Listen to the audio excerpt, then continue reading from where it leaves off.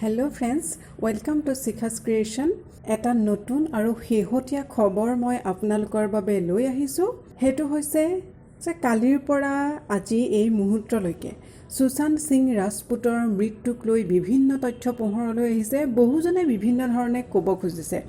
তাৰ মাজতে আজি এই শেহতীয়া এটা ঘটনা পোহৰলৈ আহিছে।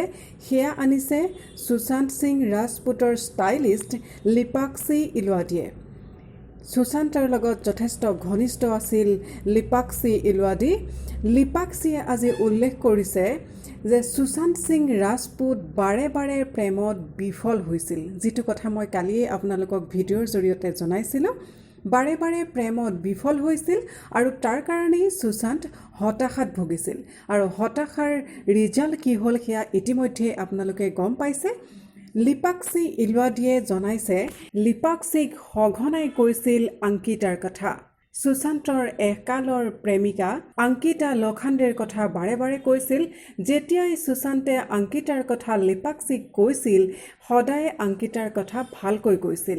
আৰু সুশান্তে অংকিতাৰ সৈতে সম্পৰ্ক শেষ কৰিছিল যদিও, ব্ৰেকআপ হৈছিল যদিও, কিন্তু কোনোদিন অংকিতাক পাহৰিব পৰা নাছিল সুশান্তে। তাৰ ফলতেই অংকিতাৰ পিছত সুশান্তে বহুকেইগৰাকীৰ লগত প্ৰেমৰ সম্পৰ্ক কৰিছিল যদিও বাৰে বাৰে বিফল হৈছিল।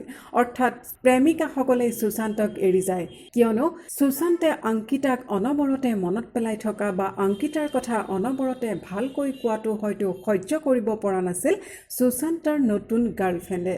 এয়া মই আপোনালোকক দেখুৱাইছোঁ অংকিতাৰ পিছত সুশান্তৰ গাৰ্লফ্ৰেণ্ড হোৱা কেইগৰাকীমান অভিনেত্ৰী। এই দুইগৰাকীৰ লগত সুশান্তৰ ব্ৰেকআপ হৈছিল আৰু বৰ্তমান এইগৰাকীৰ লগত সুশান্তৰ সম্পৰ্ক আছিল, কিন্তু সেয়াও তেনেই তথৈবচ সম্পৰ্ক শেষ হওঁ মুহূৰ্তত আছিল। লিপাক্ষী ইলোৱাদিৰ মতে সুশান্তে অংকিতাক পাহৰিব নোৱাৰাৰ বাবে সি হতাশাত ভুগিছিল।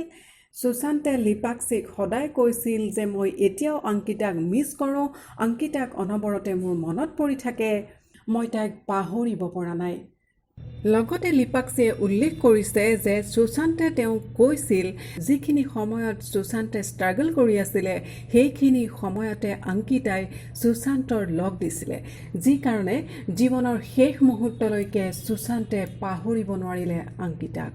গতিকে এতিয়া লিপাক্ষী ইলোৱাদিয়ে নতুনকৈ এই ঘটনা পোহৰলৈ আনিছে। অংকিতাক পাহৰিব নোৱাৰিয়েই আচলতে হতাশাত ভুগিছিল সুশান্ত সিং ৰাজপুত। এয়াই আছিল শেহতীয়া খবৰ। থেংক ইউ ফৰ ৱাচিং।